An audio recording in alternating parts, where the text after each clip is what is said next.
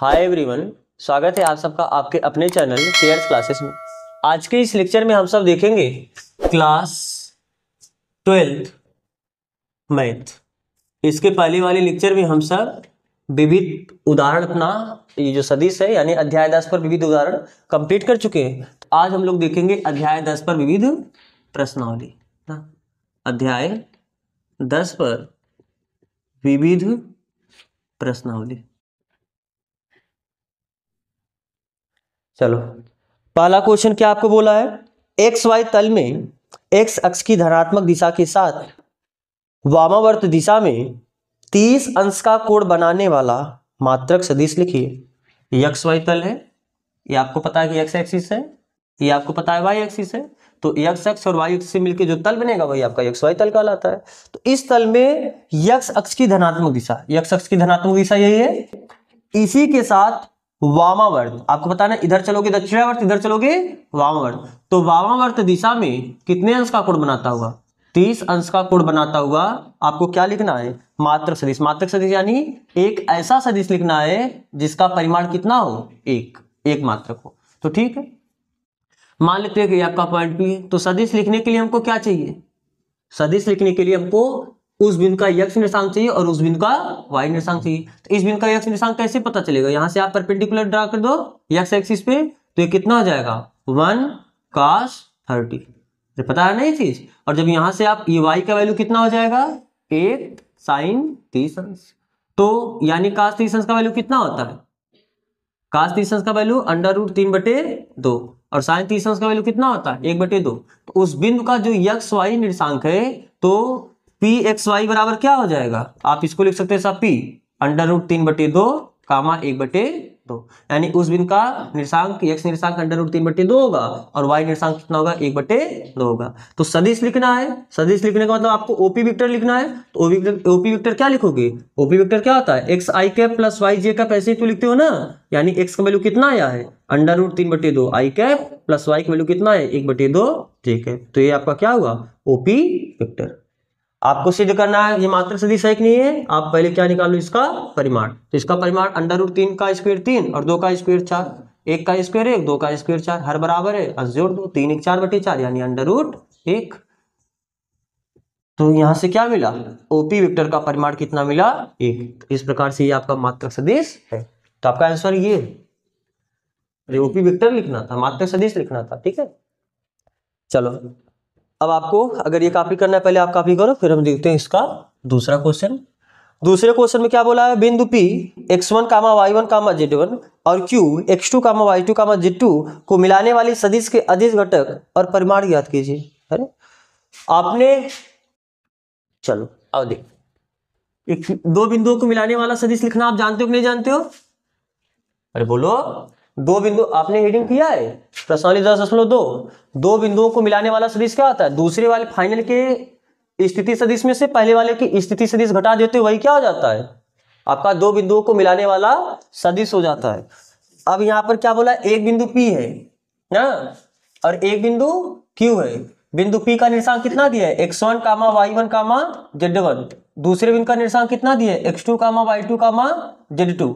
आपको क्या बोला है कि बिंदु P को Q से मिलाने वाली जो रेखा होगी, यही बोला है ना कि P और Q को मिलाने वाले सदिश के अदिश घटक और परिमाण लिखना है। सदिश घटक यानी आपको पता है कि दो वेक्टर का घटक रूप, सदिश घटक, अदिश घटक, ये तीनों बात आपको पता है। तो सबसे पहले आपको क्या निकालना पड़ेगा, वेक्टर PQ। मान लेते हैं जो पहला वेक्टर है इसकी स्थिति सदिश कितनी है R1 वेक्टर, और जो दूसरा बिंदु है इसकी स्थिति सदिश कितनी है R2 वेक्टर। तो R1 वेक्टर होगा कितना x1। अरे किसी बिंदु की, अगर किसी बिंदु का निर्देशांक पता है तो क्या उस बिंदु की स्थिति सदिश बता सकते हो, नहीं बता सकते हो, बस आई कैप जे कैप के कैप ही तो लगा के बोलना होता है। किसी बिंदु का अगर निर्देशांक आपको पता है, मान लो इस बिंदु P का निर्देशांक x1, y1, z1 है, तो इस बिंदु P की स्थिति सदिश यानी OP वेक्टर कितना होता है x1 i cap plus y1 j cap plus z1 k cap. तो निर्देशांक पता है तो आप स्थिति सदिश बता सकते हो, और अगर स्थिति सदिश पता है तो आप निर्देशांक बता सकते हो, बस आई कैप जे कैप के कैप हटा दो, उसके बाद वही निर्देशांक बता।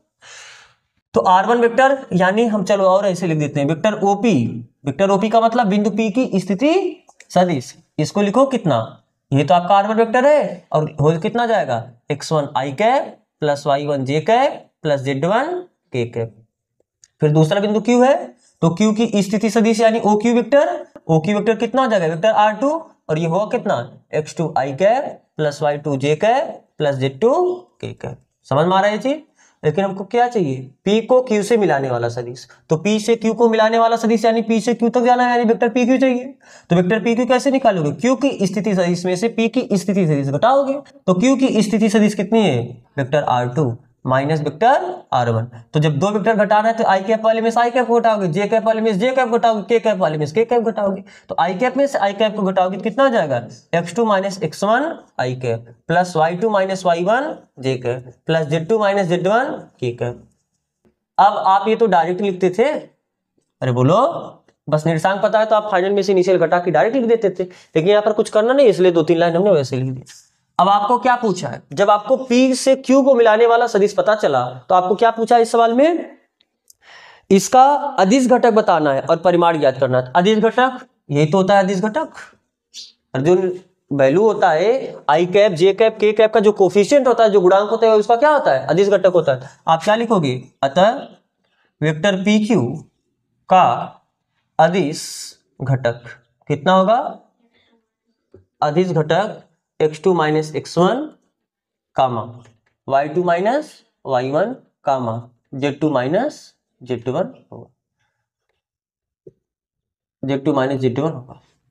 अब आपको परिमाण ही पूछा है, परिमाण पूछेंगे मतलब वेक्टर PQ का परिमाण, और परिमाण कैसे निकालते हो, रूट ऑफ i कैप के गुणांक का स्क्वायर x2 माइनस x1 का स्क्वायर प्लस j कैप के गुणांक का स्क्वायर यानी y2 माइनस y1 का स्क्वायर प्लस k कैप के गुणांक का स्क्वायर यानी z2 माइनस z1 का स्क्वायर। समझ में आ रहा है ना। तो इतना आप पहले से ही कर चुके हो, तो आपको कॉपी करना, आप इसे कॉपी करो। फिर देखते हैं इसका अगला क्वेश्चन यानी क्वेश्चन नंबर 3। आओ अब देखते हैं अगला क्वेश्चन यानी क्वेश्चन नंबर 3। क्वेश्चन नंबर 3 में बोला कि एक लड़की पश्चिम दिशा में 4 किलोमीटर चलती है। आपका ये ईस्ट है, ये नॉर्थ होगा, ये आपका वेस्ट होगा और ये आपका साउथ होगा। बोला है कि एक लड़की पश्चिम दिशा में 4 किलोमीटर चलती है। कोई एक लड़की पश्चिम दिशा में 1 2 3 4 कितनी किलोमीटर चली, 4 किलोमीटर पश्चिम दिशा में चली। उसके पश्चात वह उत्तर से 30 अंश पश्चिम की दिशा में चलती है। उत्तर से यानी आपको पता है कि ये नॉर्थ होता है, ये वेस्ट होता है। उत्तर से 30 अंश पश्चिम की तरफ यानी कुछ ऐसे चली है, यानी इस हिसाब से कुछ ऐसे ना। ये आपका यहाँ से देखो, ये उत्तर का डायरेक्शन होगा, उत्तर से 30 अंश किधर चली है, पश्चिम दिशा यानी इस तरफ। और कितना किलोमीटर चली है, 3 किलोमीटर यानी 1 2 3 मान लेते हैं कि फिर यहीं तक वो चली ना।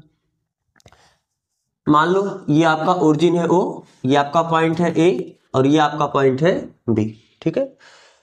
तो अब आपको बताना है कि उस लड़की का विस्थापन क्या होगा। शायद इसका जो आंसर आएगा थोड़ा उसमें आंसर भी देखना है, ये पूरब की तरफ के लिए आंसर दिया होगा, लेकिन आपको जो क्वेश्चन है उस हिसाब से इसे सॉल्व करते हैं।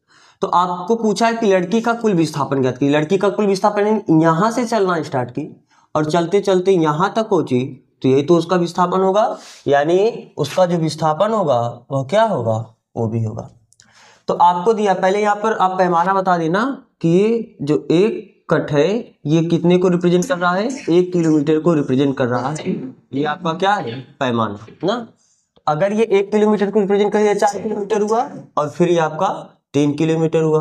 तो O से A तक, OA को क्या, वेक्टर OA को हम कितना लिख सकते हैं, -4, क्योंकि ये x एक्सिस डायरेक्शन में और माइनस x एक्सिस डायरेक्शन में, इसलिए माइनस लिखे हैं, और x एक्सिस डायरेक्शन में लिखना होता तो हम क्या लिख देते हैं, i कैप। अब अगर हमको A से B वेक्टर मिल गया, क्योंकि OB जो आपको OB वेक्टर पूछा है, OB वेक्टर बताओ कैसे, OA में AB को जोड़ोगे वही तो आपका OB वेक्टर होगा। तो अब हमको क्या निकालना है, AB वेक्टर। अब AB वेक्टर i कैप और j कैप में निकालना पड़ेगा। तो कैसे निकालोगे, ध्यान से देखो, जैसे ये आपका पॉइंट है A और ये आपका पॉइंट है B। बोला है कि ये कोण उत्तर से कितना है, 30 अंश है, और ये दूरी कितनी है, 3 किलोमीटर ना। ये कितना है, 3 किलोमीटर। तो इस AB का 2 घटक होगा, एक घटक इस साइड होगा और एक घटक इस साइड होगा। इस साइड जो घटक होगा उधर cos आएगा यानी 3 cos 30 अंश, और इसका इधर जो घटक आएगा उधर sin आएगा यानी 3 साइन 30 अंश ना। अगर आप इस पे इधर परपेंडिकुलर डालो और इस पे इधर परपेंडिकुलर डालो तो इतना दूरी 3 cos 30 और इतना दूरी 3 sin 30। यानी अगर हमको ए बी को लिखना होगा तो वेक्टर ए बी कैसे लिखोगे, ए से बी तक पहले एक्स वाला लिखते हैं और एक्स वाला अपोजिट डायरेक्शन में यानी माइनस एक्स एक्सिस के डायरेक्शन में, तो कितना हो जाएगा -3 sin 30 अंश आई कैप और फिर वाई एक्सिस में कितना है 3 cos 30 अंश जे कैप। तो वेक्टर ए बी बराबर कितना होगा -3 sin 30 अंश का वैल्यू 1/2 आई कैप +3 cos 30 अंश का वैल्यू √3/2 जे कैप। तो वेक्टर ए बी बराबर कितना आया -3/2 आई कैप +3 √3/2 जे कैप। ठीक है, तो पहले आप इतना ये कॉपी करो जिससे आप ये भी फिगर भी कॉपी कर लो, तो हम तब ये दोनों वेक्टर को जोड़ो। तो आप ये फिगर कॉपी कर चुके होगे। अब देखो हमको चाहिए क्या, ओ से बी तक चाहिए। तो चूंकि ओ बी वेक्टर है क्या, O B vector triangle of addition से क्या बोलते हो, ओ से ए चलना यानी वेक्टर ओ ए प्लस ए से बी चलना यानी वेक्टर ए बी, यही दोनों जुड़ के आपका क्या आ जाएगा वेक्टर ओ बी। तो this implies that vector O B बराबर कितना आएगा ओ ए वेक्टर आपको पता है कितना -4 i cap plus a b vector आपको पता है कितना -3/2 i cap plus 3√3/2 j cap. तो आपको पता है कि जब आप वेक्टर को जोड़ते हो तो आई कैप में आई कैप को जोड़ते हो, जे कैप में जे कैप को जोड़ते हो। तो यहाँ पर आई कैप का गुणांक -4 है और यहाँ पर आई कैप का गुणांक -3/2 है, इतना आई कैप प्लस यहाँ पर जे कैप पूछा ही नहीं तो जो जे कैप यही है यही का होगा 3 √3/2 जे कैप। तो यहाँ से आपको क्या मिला, वेक्टर ओ बी बराबर 4 दूनी 8 और 8 में 11 जोड़ो, 8 में 3 जोड़ोगे 11 ना, -11/2 आई कैप +3 √3/2 जे कैप। यही क्या हुआ उस लड़की की विस्थापन। लेकिन आपको सब वैल्यू दिया है, तो अगर आपको वैल्यू चाहिए तो वैल्यू कैसे आप बताओगे, यानी केवल ओ बी बताना होगा। यानी अगर इसका केवल परिमाण लिखना होगा तो किसी वेक्टर का परिमाण कैसे निकालते हो, √x वाले का स्क्वायर यानी आई कैप के कोफिशिएंट का स्क्वायर यानी -11/2 का स्क्वायर प्लस जे कैप के कोफिशिएंट का स्क्वायर यानी 3 √3/2 का स्क्वायर। तो ये कितना हो जाएगा √11 का स्क्वायर 121, 2 का स्क्वायर 4 प्लस 3 √3 का स्क्वायर करो 3 3 9 27/4 और जब हर बराबर है अंश जुड़ जाएगा, अंश जुड़ने का मतलब 7 1 8 2 2 4 और 1 148/4। तो आप इसको अगर 4 से काटोगे तो कितना आ जाएगा 4 3 12 बचा 2 7 चौक 28 यानी √37 और √37 क्या आएगा किलोमीटर, क्योंकि ये भी किलोमीटर दिया ये भी किलोमीटर दिया है तो ये भी आपको किस में मिलेगा किलोमीटर में ना। तो आपको कॉपी करना, आप इसे कॉपी करो। फिर देखते हैं इसका अगला क्वेश्चन। चलो क्वेश्चन नंबर 4 में क्या बोला है कि यदि वेक्टर ए बराबर vector B plus vector C, तब क्या यह सत्य है कि mod of vector A equal to mod of vector B plus mod of vector C. अपने उत्तर की पुष्टि कीजिए। आपसे पूछा है क्या ये बराबर होगा, और अगर बराबर होगा या नहीं होगा आपको अपने उत्तर का बताना है कि क्यों ऐसा होगा। अब देखो आपको पता ही है कि ये चीज तो हमेशा होता है दो वेक्टर के लिए। अरे जब दो वेक्टर को जोड़ोगे तो कोई तीसरा, जैसे मान लो कि ये आपका वेक्टर ए है और मान लो ये आपका वेक्टर बी है, तो वेक्टर ए प्लस वेक्टर बी करोगे, देखने हैं वेक्टर आएगा, बस उसी को बोल दिया वेक्टर सी। बोलो यहाँ पर वेक्टर सी क्या है, वेक्टर ए प्लस वेक्टर बी ही तो है ना। अब सीधी सी बात है, क्या यहां पर क्या बोला है वेक्टर ए का परिमाण यानी केवल इसका परिमाण, क्या ये, अच्छा इसको थोड़ा समझ लेना, जो रिप्रेजेंट किया है इसको बोला है वेक्टर ए बराबर वेक्टर बी प्लस वेक्टर सी ना, इसको वेक्टर बी बोल दिया और इसको वेक्टर सी। ठीक है, इस तरीके से बोला ना कि वेक्टर ए जो है वो vector B plus vector C के बराबर है, तो जो vector B plus vector C करोगे तब जो रिजल्टेंट आएगा उसको वेक्टर ए बोला है। तो अब बताओ क्या अगर केवल वेक्टर बी का परिमाण लोगे तो उसको ऐसे लिखोगे, और केवल वेक्टर सी का परिमाण लोगे उसको ऐसे लिखोगे, और केवल वेक्टर ए का परिमाण लिखोगे इसको ऐसे लिखोगे, क्या ये दोनों बराबर होगा, आपसे पूछा है। होगा बराबर? बिल्कुल नहीं बराबर होगा। अगर ये त्रिभुज बन गया तो बराबर, आपने पढ़ा है ना त्रिभुज संख्या, अरे काची-शॉर्ट्स इक्वेशन के बाद त्रिभुज संख्या ही तो आपने पढ़ा है, पूरा डिराइव किया है। तो वहां पर आपने देखा है कि अगर दो मतलब ये वेक्टर त्रिभुज की दो भुजा को रिप्रेजेंट कर रहा है, तो उस केस में अगर वेक्टर ए इसका रिजल्टेंट वेक्टर हो तो दो भुजा का योग क्या कभी तीसरी भुजा के बराबर होता है? त्रिभुज में सदैव दो भुजा का योग तीसरी भुजा से बड़ा होता है। दो भुजा का योग सदैव तीसरी भुजा से बड़ा होता है। यहाँ पर बोला है कि दोनों भुजाओं का योग तीसरी भुजा के योग क्या है? बराबर। जब भुजा का बात कर रहे हैं यानी उसके लंबाई का बात कर रहे हैं ना। अगर आपको ये वेक्टर फॉर्म में दिया है यानी ये डायरेक्शन के साथ रिप्रेजेंट कर रहे हो, अगर ये वेक्टर फॉर्म में दिया यानी डायरेक्शन के साथ रिप्रेजेंट कर रहे हो। लेकिन अगर केवल इसका परिमाण लिख रहे हो यानी इसकी लंबाई का केवल बात करो, अरे भुजा का कुछ लंबाई होता है 5 सेंटीमीटर, 6 सेंटीमीटर, 10 सेंटीमीटर, तो जब हम वेक्टर का परिमाण ऐसे लगा देते हैं यानी उसकी हम लंबाई का बात कर रहे हैं। तो अब ये क्या है? तीसरी भुजा की लंबाई। वेक्टर ए का परिमाण यानी तीसरी भुजा की लंबाई, वेक्टर बी का परिमाण यानी पहली भुजा की लंबाई, वेक्टर सी का परिमाण यानी दूसरी भुजा की लंबाई। तो दूसरी भुजा की लंबाई, पहली भुजा की लंबाई में दूसरी भुजा की लंबाई जोड़ोगे क्या वो तीसरी भुजा की लंबाई के बराबर आएगा? कभी नहीं आएगा यदि वो त्रिभुज होगा। हमेशा दो भुजा की लंबाई सदैव तीसरी भुजा से क्या होती है? बड़ी होती है। तो ये बराबर कब होता है? जब ये संरेख होता है। वहां पर आपने दोनों चीज देखा है ना, क्या कि वेक्टर माड ऑफ वेक्टर ए ये बड़ा होता है या बराबर होता है किसके? Vector B plus vector C के माड के। बड़ा भी होता है और बराबर भी होता है। ख्याल है कि नहीं? चीज बड़ा कब होगा? जब वो तीनों पॉइंट मिलकर त्रिभुज बना रहे होंगे। और बराबर कब होगा? जब वो तीनों बिंदु क्या होंगे? संरेख होंगे। संरेख होने का मतलब जैसे मान लो कि आपका ये वेक्टर ए है और मान लो ये आपका वेक्टर बी है, तो और वेक्टर सी क्या हो जाएगा? वेक्टर सी क्या होगा? अरे वेक्टर सी यानी इनका रिजल्टेंट, यानी वेक्टर ए और वेक्टर बी जोड़ोगे तो ये इनका रिजल्टेंट आएगा नहीं आएगा? इस केस में आप इसका परिमाण लोगे तो इतनी लंबाई आपको मिलेगी, इसका परिमाण लोगे तो आपको ये लंबाई मिलेगी, और इस सी का परिमाण लोगे तो आपको ये पूरा ही लंबाई मिलेगी। तो इस केस में इस पूरे की लंबाई इन दोनों की लंबाई के योग के ही बराबर होगा जब दो वेक्टर एक ही डायरेक्शन हो जाते हैं। बात समझ आ रहा है कि नहीं समझ आ रहा है? तो ये सिर्फ और सिर्फ तब बराबर होगा जब तीनों वेक्टर क्या हो? संरेख हो। तीनों वेक्टर क्या हो? संरेख हो। अगर तीनों वेक्टर संरेख नहीं है और वो मिलके एक त्रिभुज बना दिए तो उस केस में ये बराबर नहीं होता। तो बात समझ आ रहा है? तो क्या आपको पूछा कि ये सदैव बराबर होगा? तो ये बिल्कुल बराबर नहीं होगा। आपको अगर अपने उत्तर की पुष्टि करनी है तो आप ये जस्टिफिकेशन दे सकते हो। कैसे?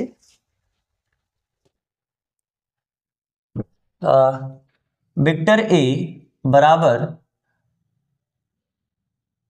वेक्टर ए सदैव, ऐसे लिखना, वेक्टर ए का परिमाण सदैव vector B plus vector C के परिमाणों के योग के बराबर नहीं होगा। इसमें क्यों? आप केस फर्स्ट, दो केस बना देना। पहला केस, यदि vector A vector B vector C ये क्या हो? संरेख हो। तीनों अगर संरेख होंगे उस केस में तो बराबर हो जाएगा। संरेख हो तब मान लो आप फिगर बना के समझा दो ना, ये आपका वेक्टर ए है, ये आपका वेक्टर बी है, और मान लो ये आपका वेक्टर सी है। तो वेक्टर सी क्या है? वेक्टर ए प्लस वेक्टर बी ही तो कोई वेक्टर सी रिप्रेजेंट कर रहा है। तो इस केस में जब ए का परिमाण लोगे तो वेक्टर ये इतना, केवल इतना एक किसको रिप्रेजेंट कर रहा है? वेक्टर ए के परिमाण को। फिर यहां से लेके यहां तक ये किसको रिप्रेजेंट कर रहा है? वेक्टर बी के परिमाण को। तो फिर यहां से यहां तक किसको रिप्रेजेंट करेगा? वेक्टर सी के परिमाण को। इस केस में वेक्टर सी का परिमाण ये बराबर हो जाएगा वेक्टर ए के परिमाण प्लस वेक्टर बी के परिमाण का। बात समझ आ रहा है ना? लेकिन दूसरे केस में हम बात करते हैं, केस सेकंड, यदि वेक्टर ए वेक्टर बी और वेक्टर सी ये तीनों संरेख ना हो ना, आप लिख लेना कि यदि vector A vector B vector C तीनों संरेख ना हो तो उस केस में क्या होगा? फिर ये तीनों एक ही पॉइंट पे नहीं आएंगे तो ये तीनों मिलकर त्रिभुज बना देंगे। जैसे उस केस में मान लेते हैं कि ये आपका वेक्टर बी है और ये आपका वेक्टर सी है ना, तो यही तो आपका वेक्टर ए होगा, और वेक्टर ए होता क्या है? Vector B plus vector C के बराबर होगा। इस केस में इस स्थिति में जो वेक्टर ए का परिमाण होगा ये छोटा हो जाएगा किसके? वेक्टर बी के परिमाण और वेक्टर सी के परिमाण से। दोनों भुजा का लंबाई जोड़ोगे तो तीसरी भुजा से बड़ा ही आएगा ना। तो ये जो दोनों भुजा जोड़े हो ये तीसरी भुजा की लंबाई से क्या होगा? बराबर, क्योंकि आपको पता है त्रिभुज की किसी भी दो भुजा का योग सदैव तीसरी भुजा से क्या होती है? बड़ी होती है। तो इस केस में क्या ये दोनों बराबर? This implies that vector A का परिमाण ये तो नहीं बराबर आया वेक्टर बी के परिमाण प्लस वेक्टर सी के परिमाण के। बात समझ रहा है। तो ये सदैव बराबर हो ऐसा जरूरी नहीं, बराबर हो भी सकता है और बराबर नहीं भी हो सकता है। बराबर कब होगा? जब तीनों पॉइंट संरेख होंगे। और कब नहीं बराबर होगा? जब संरेख ना हो, यानी वो त्रिभुज। अगर संरेख नहीं होंगे फिर त्रिभुज ही बनेगा, उसमें कोई दो बात नहीं। अगर तीन बिंदु संरेख नहीं है, संरेख, और अब सीधी सी बात है, अगर तीन बिंदु एक ही लाइन में आ गए तो संरेख है। अगर कोई भी दो पॉइंट उठ के इधर चला गया, अब तीनों पॉइंट की मिलाओगे तो त्रिभुज बनना ही बनना है। तो अगर तीन बिंदु संरेख नहीं होंगे फिर वो त्रिभुज ही बनाएंगे। ठीक है, तो आपको कॉपी करना है, आप इसे कॉपी करो। फिर हम देखते हैं इसका अगला क्वेश्चन, यानी क्वेश्चन नंबर 5। क्वेश्चन नंबर 5 में बोला है यक्स का वह मान ज्ञात कीजिए जिसके लिए एक्स आई cap plus j cap plus के कैप एक मात्रक सदिश है। मान लेते हैं कि चलो इसको मान लेते हैं कि वेक्टर ए। आपको क्या बोला है कि यह एक मात्रक सदिश है। मात्रक सदिश का मतलब इसका परिमाण कितना होगा? एक होगा। जैसे ही आपको कभी कुछ, देखो ये सब बातें याद होनी चाहिए। कभी भी आपको बोल दिया कि ये दोनों वेक्टर एक दूसरे के लंबवत है, तुरंत उसका जरूरत पड़े या ना पड़े आपको तुरंत लिखना है vector A dot vector B बराबर 0। दो वेक्टर अगर लंबवत है तो उनका डॉट प्रोडक्ट 0 होगा। कभी आपको बोल दिया दोनों वेक्टर एक ही दिशा में, आप तुरंत लिखो उनका क्रॉस प्रोडक्ट कितना होगा? 0 होगा। कभी बोल दिया ये मात्रक सदिश है तो आप तुरंत लिखो उसका परिमाण कितना होगा? 1 होगा। उसका काम पड़े या ना पड़े, ये आपने आदत में बैठा हो। तो यहाँ पर बोल दिया कि वेक्टर, ये जो आपका वेक्टर है मात्रक सदिश है, अगर मात्रक सदिश है तो इसका परिमाण कितना होगा? 1। और किसी वेक्टर का आप परिमाण कैसे निकालते हो? देखो यहां पर वेक्टर ए है कितना, अगर हमको वेक्टर ए का परिमाण निकालना होगा तो चूंकि वेक्टर ए का परिमाण कैसे निकालोगे? रूट ऑफ इसका स्क्वायर, यानी एक्स का स्क्वायर इंटू 1 का स्क्वायर प्लस 1 का स्क्वायर प्लस 1 का स्क्वायर। कैसे? देखो आप ये जो वेक्टर ए है इसको ऐसे ही तो लिख सकते हो ना, एक्स आई कैप प्लस एक्स जे कैप प्लस एक्स के कैप। आप इस x का गुणा इसमें, इसका गुणा इसमें, इसका गुणा इसमें कर सकते हो। तो अब इस वेक्टर का परिमाण निकालने के लिए क्या करोगे? रूट ऑफ आई कैप के कोफिशिएंट का स्क्वायर यानी एक्स स्क्वायर प्लस यहाँ से एक्स स्क्वायर प्लस यहाँ पर भी मिलेगा एक्स स्क्वायर। जब एक्स स्क्वायर आप कॉमन लोगे तो कितना बचेगा? यहाँ पर 1 + 1 + 1। तो हमने डायरेक्ट इसका स्क्वायर फिर आई कैप के कोफिशिएंट का स्क्वायर, जे कैप कोफिशिएंट का स्क्वायर, के कैप कोफिशिएंट का स्क्वायर किया। तो यहाँ से वेक्टर ए का परिमाण मिला कितना? Root of X square. देखो एक्स स्क्वायर जब अंडर रूट के बाहर जाएगा तो आपको केवल क्या मिल जाएगा? एक्स। और अंदर कितना बचा? 1 का स्क्वायर 1, 1 का स्क्वायर 1, 1 का स्क्वायर 1, यानी 1 1 और 1 3। तो यहां से क्या मिला? वेक्टर ए का परिमाण x अंडर रूट 3। लेकिन आपको ये दिया है कि जो वेक्टर ए है ये मात्रक सदिश है। मात्रक सदिश होने का मतलब इसका परिमाण कितना होगा? 1 होगा। अगर इसका परिमाण 1 होगा तो x अंडर रूट 3 ये भी कितने बराबर आएगा? 1 के। तो यहां से आप बता सकते हो x बराबर कितना? 1/√3। तो x की वैल्यू अगर हम 1/√3 रख दें तो इसका परिमाण कितना हो जाएगा? इस पूरे वेक्टर का परिमाण कितना हो जाएगा? 1 ना। तो आपको कॉपी करना, आप इससे कॉपी करो। फिर हम देखते हैं इसका अगला क्वेश्चन। क्वेश्चन नंबर 6 में बोला है सदिशो वेक्टर ए। वेक्टर ए बराबर कितना दिया आपको? 2i cap plus 3j cap minus k cap, और वेक्टर बी बराबर i cap minus 2j cap plus k cap के परिणामी के समांतर। अब बताओ दो वेक्टर के परिणामी का मतलब क्या है? उनका रिजल्टेंट, रिजल्टेंट यानी उनका योगफल, यानी बोला जाए तो वेक्टर ए प्लस वेक्टर बी। अरे यही तो होगा इन दोनों का परिणामी। तो वेक्टर ए और वेक्टर बी का परिणामी सदिश क्या होगा? परिणामी सदिश। परिणामी सदिश यानी उनका रिजल्टेंट, रिजल्टेंट यानी उनका योगफल, वेक्टर ए प्लस वेक्टर बी के परिणामी एक समांतर ऐसा सदिश ज्ञात कीजिए जिसका परिमाण 5 इकाई हो। हमें इसी के समांतर एक ऐसा सदिश ज्ञात करना जिसका परिमाण कितना हो? 5 इकाई हो। देखो सबसे पहले आप वेक्टर ए प्लस वेक्टर बी पता करो ना। क्या पता करना आपको? वेक्टर ए प्लस वेक्टर बी। तो वेक्टर ए प्लस वेक्टर बी कितना हो जाएगा? दो वेक्टर को जोड़ने के लिए आई कैप में आई कैप को जोड़ो, जे कैप में जे कैप को जोड़ो, के कैप में के कैप को जोड़ो। तो यानी 2 1 3 आई कैप प्लस 3 में से 2 घटाओ केवल 1 बचेगा जे कैप, और प्लस के कैप माइनस के कैप हो जाएगा 0। तो यानी वेक्टर ए प्लस वेक्टर बी आपको कितना मिला? 3i cap plus j cap. तो आपको बोला है कि इसके समांतर, समांतर यानी इसी के दिशा में ना, आपको एक ऐसा सदिश ज्ञात करना जिसका परिमाण कितना हो? 5।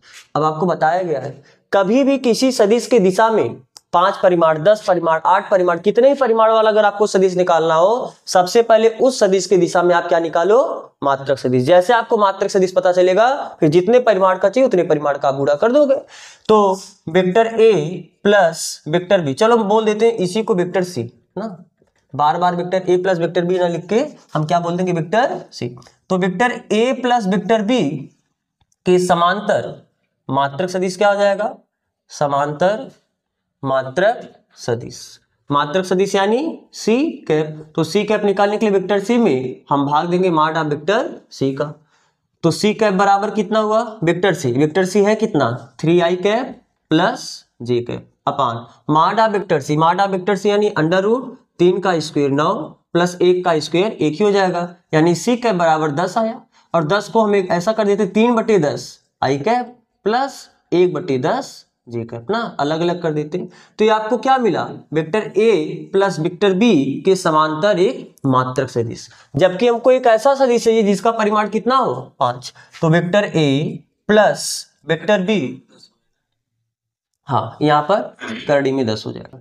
तो वेक्टर ए प्लस वेक्टर बी के समांतर या उसके दिशा में समांतर 5 परिमाण वाला सदिश चाहिए। कितने परिमाण वाला सदिश चाहिए, 5 परिमाण वाला सदिश। तो 5 परिमाण वाला सदिश, उसकी दिशा हमको एक ऐसा सदिश पता है जिसका परिमाण 1 है। अगर हमको 5 परिमाण वाला चीज बस हम 5 का गुणा कर देंगे, तो यानी कितना हो जाएगा 5 सी कैप। और सी कैप का वैल्यू है कितना 3/√10 आई कैप प्लस 1/√10 जे कैप, यानी 5 × 15/√10 आई कैप प्लस 5/√10 जी कैप। तो ये एक ऐसा सदिश है जो इन दोनों के योगफल की दिशा में है और इसका परिमाण कितना है 5 है। आपको ये कॉपी करना, आप इसे कॉपी करो। फिर हम देखते हैं इसका अगला क्वेश्चन। अब देखते हैं अगला क्वेश्चन, यानी क्वेश्चन नंबर 7। क्वेश्चन नंबर 7 बोला है कि वेक्टर ए बराबर i cap plus j cap plus के कैप, वेक्टर बी बराबर 2i cap minus j cap plus 3k cap, vector C बराबर i cap minus 2j cap plus k cap. तो सदिश 2 vector A minus vector B plus 3 vector C के समांतर एक मात्रक सदिश लिखिए। आप इसके समांतर यानी इसी के दिशा में मात्रक सदिश बताना है। तो बस आप ये सदिश निकाल लो, फिर उसका बस आपको मात्रक सदिश निकालना है। तो ये निकालो कैसे, बताओ। 2 वेक्टर ए का वैल्यू कितना दिया है i cap plus j cap plus के कैप, माइनस वेक्टर बी है तो वेक्टर बी लिखो 2i cap minus j cap plus 3k cap plus 3 है तो हमने 3 लिखा। अब वेक्टर सी का वैल्यू कितना है i cap minus 2j cap plus k cap. तो कितना हो जाएगा, इसका गुणा इसमें करोगे 2i कैप, इसका गुणा इसमें करोगे 2j कैप, इसका गुणा इसमें करोगे 2k cap, minus 2i cap plus j cap minus 3k cap plus 3i cap minus 6j cap plus 3k cap. हमने क्या किया है, गुणा कर दिया। अब देखो ये plus 2i cap minus 2i cap cancel हो जाएगा। फिर जे देखो यहाँ पर आपका माइनस 3k कैप, यहाँ पर आपका प्लस 3k कैप, ये भी कैंसिल हो जाएगा। तो आई कैप वाले में आई कैप को जोड़ दो, आई कैप यहाँ पर केवल एक बचा है 3i कैप, जे कैप वाला यहाँ पर भी है यहाँ पर भी है, तो 2 1 3j कैप हुआ और यहाँ पर -6 है तो -6 में +3 कर दोगे -3j कैप बचा। और k कैप वाला केवल एक यहाँ पर बचा है और ये है कितना 2k कैप। तो यानी vector 2a minus vector b plus 3 vector c ये सॉल्व करने के बाद ही आया, इसी को हम कह देते हैं वेक्टर डी। मान लेते हैं यही आपका क्या है वेक्टर डी, पोस्टअप लिख लेना माना। तो हमको क्या पूछा है 2 vector a minus vector b plus 3 vector c के समांतर मात्रक सदिश, समांतर मात्रक सदिश।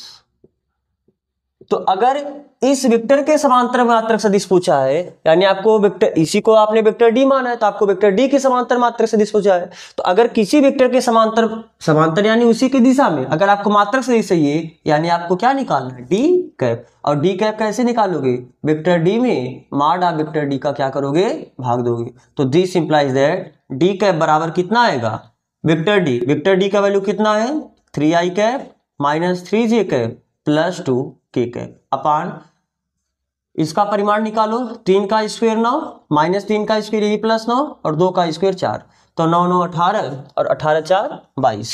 तो यहां से आपको क्या मिला डी कैप बराबर 3 बटे अंडर रूट 22 आई कैप माइनस 3 बटे अंडर रूट 22 जे कैप प्लस 2 बटे रूट 22 के कैप। यही आपका क्या है यार डी कैप यानी this implies that 2 vector A minus vector B plus 3 vector C के समांतर मात्रक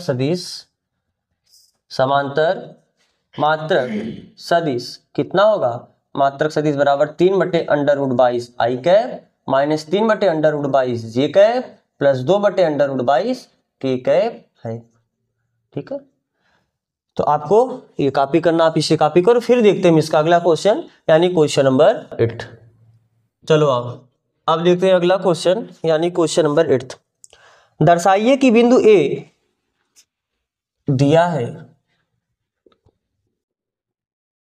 ए, इसका निर्देशांक कितना दिया है 1 comma minus 2 comma minus 8, B 5 comma 0 comma minus 2 और सी 11 कामा 3 कामा 7। ये क्या है 3 बिंदु है दिया है, ये 3 बिंदु हमको फर्स्ट ऑफ ऑल इसको शो करना है कि आपका संरेख है, कोलिनियर है।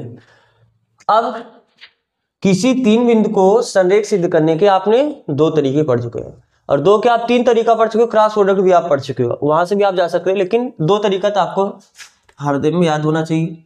कोई 3 बिंदु संरेख कब होता है, जैसे मान लो ये बिंदु ए है, ये बिंदु बी है, ये बिंदु सी है, और अभी आपने जस्ट इसके पहले क्वेश्चन किया अगर इतना प्लस इतना ये बराबर हो जाए इतने के तो यानी संरेख हो जाएगा। यानी अब जरूरी हो सकता है कि हम बी यहां पर मान ले, बी यहां पर ना हो, बी यहां पर हो, यानी ऐसा हो सकता है ए यहां पर हो, बी यहां पर हो, सी यहां पर हो, तो इन दोनों की दूरी फिर इन दोनों की दूरी फिर इन दोनों की दूरी के बराबर हो सकता है। तो उसके लिए आपको बताया गया कि आप पहले क्या करो, पहले बिंदु की दूसरे से दूरी निकालो, यानी आप ए बी निकालो और केवल ए बी मत निकालो, उस वेक्टर ए बी का परिमाण निकालो, फिर आप बी सी निकालो वेक्टर बी सी और फिर उस वेक्टर का परिमाण निकालो, फिर आप पहले की तीसरे से दूरी निकाल लो, वेक्टर ए की वेक्टर सी से दूरी निकाल लो और आप देख लो क्या कोई भी 2 दूरी जोड़ने के बाद तीसरी दूरी के बराबर आ रहा है। अगर जैसे हो सकता है कि ये दोनों जोड़ने के बाद इसके बराबर आ जाए, इस बात का मतलब क्या हुआ कि ए से बी तक फिर बी से सी तक ये जोड़े और ये जोड़ने के बाद आपका क्या आया ए से सी, तो ये तीनों इस ऑर्डर में हो जाएंगे।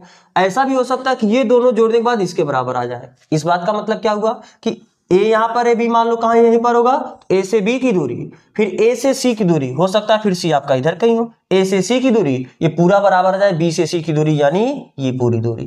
तो आपको क्या करना है कि पहले दूसरे की दूरी फिर दूसरी तीसरे की दूरी फिर पहले तीसरे की दूरी ये निकाल लो, इस तरीके से भी जा सकते हो। दूसरा तरीका आपको बताया गया है पहले प्रश्नावली में कि 2 वेक्टर संरेख कब होते हैं, जब a1/a2 ये बराबर होता है b1/b2 के।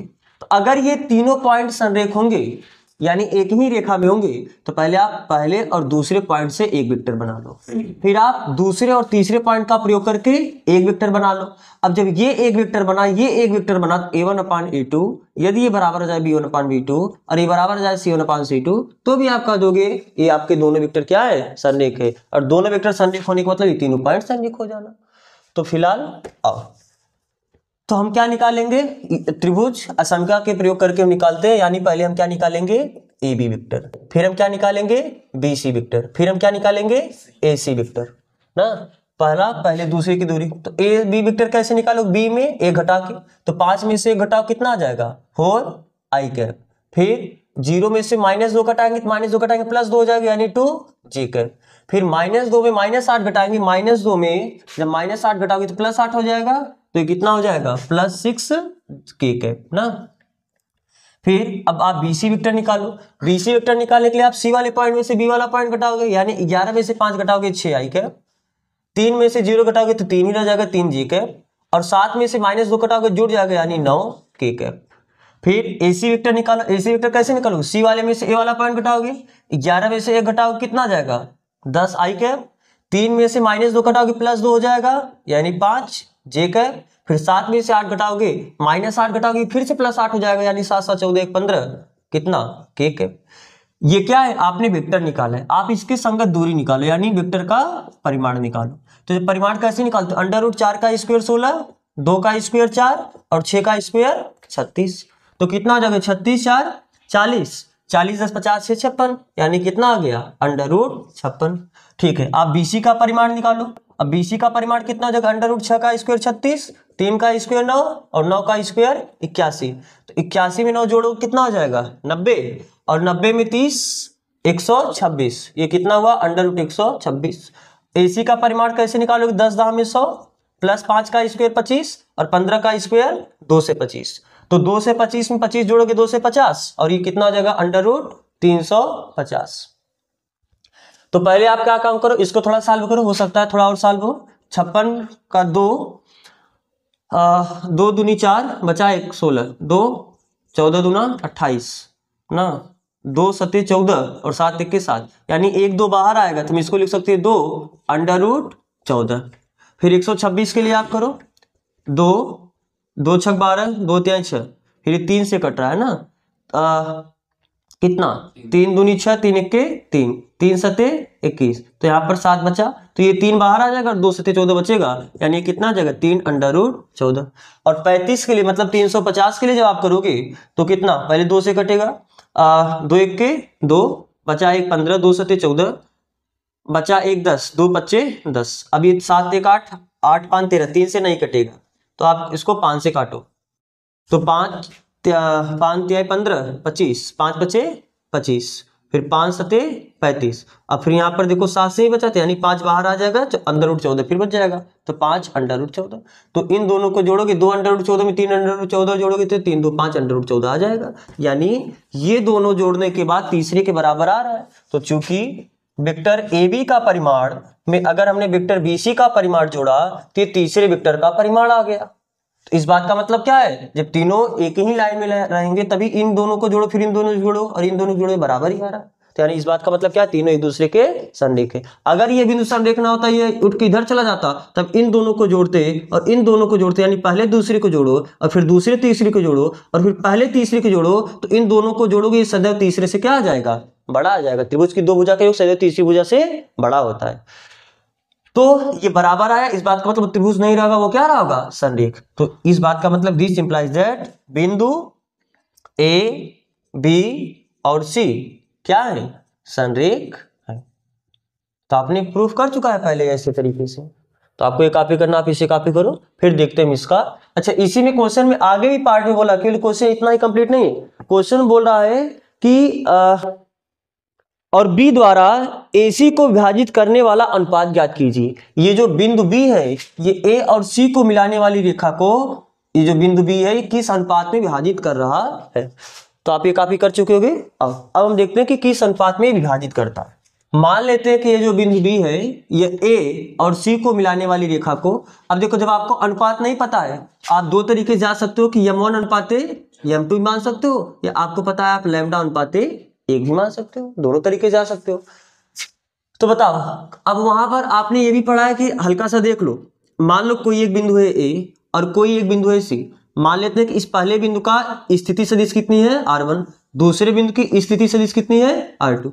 अगर कोई एक तीसरा बिंदु मान लेते हैं आपका b है, अगर यह इसको m1 अनुपात m2 में विभाजित करता है। अब वहां पर आपको बताए थे, आप इतना याद रखना कि m1 पहला अनुपात किसके साथ, हमने यहाँ पर r1 लिखा यानी हम इसको पहला बिंदु माने, और इसके स्थिति से इसको r2 लिखा यानी हमने इसको दूसरा बिंदु माना है। तो पहला अनुपात पहले बिंदु के साथ, दूसरा अनुपात दूसरे बिंदु के साथ लिखना है। तो जब आपने ऐसे लिखा, तो इस बिंदु की जो स्थिति सदिश होती है वेक्टर r लिखने का तरीका आपको पता है, सीधा पहले अनुपात को गुणा दूसरे की स्थिति सदिश में, दूसरे अनुपात को गुणा पहले स्थिति सदिश में, यानी m1 into r2 vector plus m2 into r1 vector upon m1 plus m2।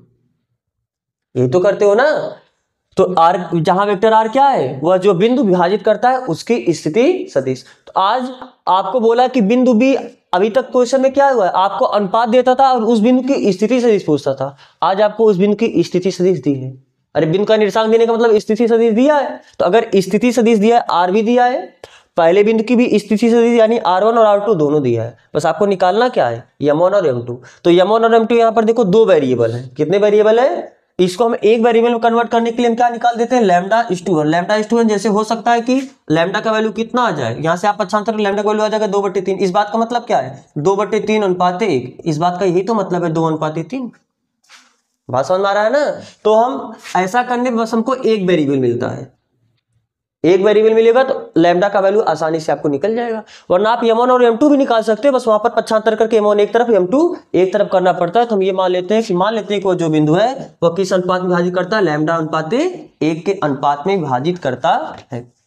तो आप लिखो, माना बिंदु B, या पहले इनकी निर्देशांक दिया तो इनकी स्थिति सदिश लिखो। अगर A का निर्देशांक दिया तो बिंदु A की स्थिति सदिश कितनी हो जाएगी, बिंदु A की स्थिति सदिश। चलो बिंदु A की स्थिति सदिश को हम वेक्टर R1 मान ले।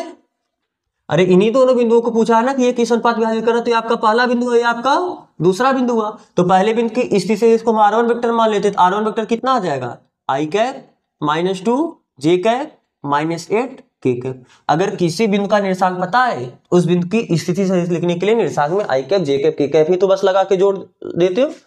अब बताओ बिंदु C की स्थिति सदिश कितनी हो जाएगी, बिंदु C की स्थिति सदिश,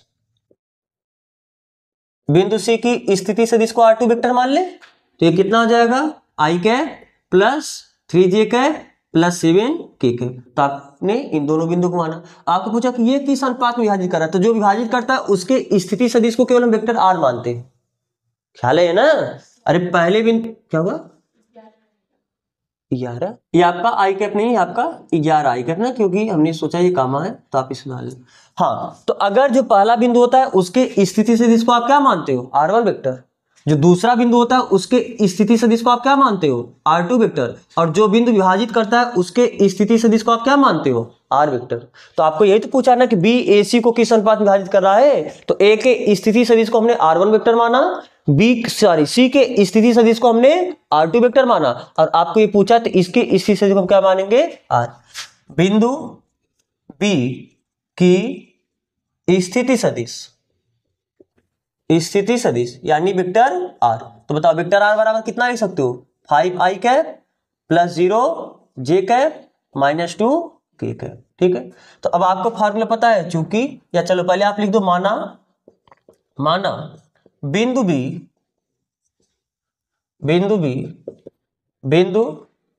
A और C को मिलाने वाली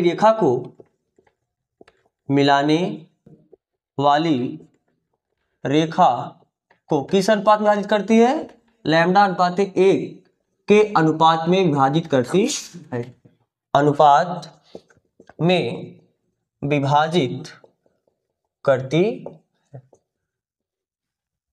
तो अगर λ/1 के अनुपात विभाजित करेगी तो आपको फार्मूला पता है कि R बराबर क्या होता है, m1 R2 vector plus m2 R1 vector upon m1 plus m2।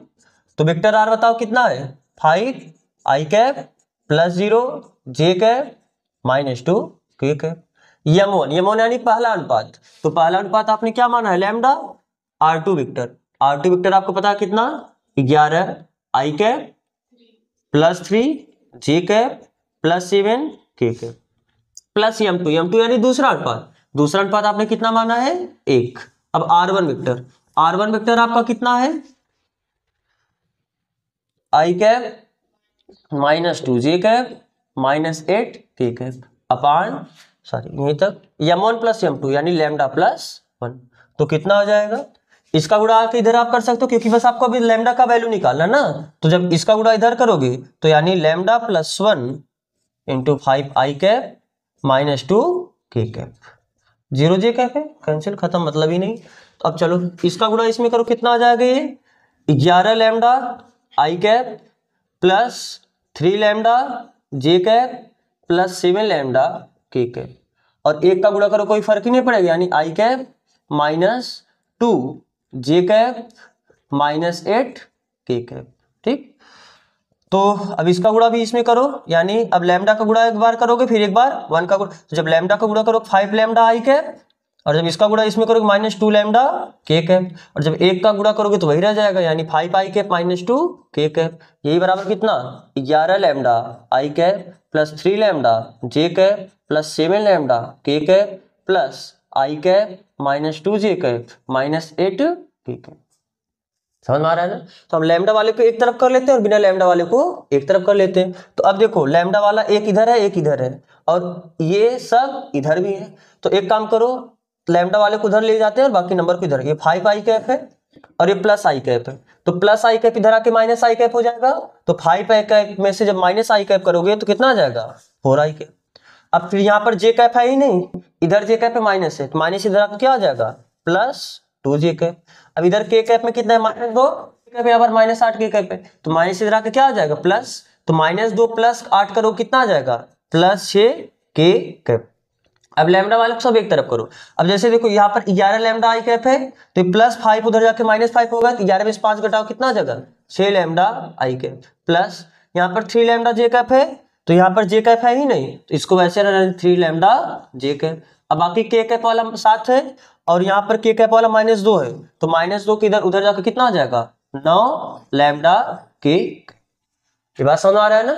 अब ध्यान से देखो क्या, क्योंकि आपको पता है कि दो वेक्टर तभी बराबर होता है जब आई कैप वाला कोफिशिएंट आई कैप के बराबर हो, जे कैप वाला जे कैप के बराबर हो, के कैप वाला के कैप बराबर हो। इसको ऐसे भी कर सकते हो, ध्यान से देखो, अगर यहां से आप 2 कॉमन लो तो क्या 2 आई cap plus j cap plus 3 के कैप, यही हुआ। यहां से आप अगर 2 कॉमन लोगे कितना आ जाएगा, सॉरी 3 कॉमन लो ना, अगर आप 3 कॉमन लोगे और 3 ही नहीं 3 लैम्डा कॉमन ले लो ना, तो यहाँ पर कितना बचा 2 आई cap plus j cap plus 3 के कैप। अब बताओ क्या ये दोनों बराबर है कि नहीं बराबर है, 2 आई कैप जे कैप 3 के कैप, 2 आई कैप जे कैप प्लस 3 के कैप, तो यानी 3 लैम्डा ये कितने बराबर होना चाहिए 2 के। तो यहां से अगर आप तुलना करोगे तो 3 लैम्डा ये बराबर होना चाहिए 2 के, तो यहां से आपको क्या मिला लैम्डा बराबर 2/3, यानी 2 अनुपाते, क्योंकि लैम्डा होता क्या है वास्तव में ये m1 अनुपाते m2 होता है ना। तो इस बात का मतलब क्या हुआ कि वह 2:3 अनुपाते 1। आपने माना कि लैम्डा अनुपाते 1 में विभाजित कर रहा है, लैम्डा का वैल्यू कितना है 2:3, यानी 2:3 अनुपाते 1, यानी इस बात का मतलब क्या हुआ 2:3 ही तो है ये। अरे 2:3 अनुपाते 1 का मतलब 2:3 ही है, अनुपात इतना समझ रहे हो ना। तो यानी ये जो बिंदु बी है ए और सी को मिलाने वाली रेखा को 2:3 के अनुपात में विभाजित करेगा। और आप जरूर नहीं कि ये कामल बिना कामल लिए भी कर सकते थे, कैसे आई कैप वाला आई कैप बराबर, यहाँ पर आई कैप का कोफिशिएंट कितना है 4 और यहाँ पर आई कैप का कोफिशिएंट कितना है 6 लैम्डा, तो बताओ लैम्डा बराबर कितना हो जाएगा 4/6, तो 2 से काटो 2 दूनी 4 और 2 तिहाई 6, तो भी 2/3 ही आएगा। ठीक है, तो आपको जैसे करना आप वैसे करो, तो आप इतना कॉपी करो और इसके नीचे आप एक बात लिख लेना कि अतः बिंदु बी बिंदु ए और सी को मिलाने वाली रेखा को 2:3 अनुपाते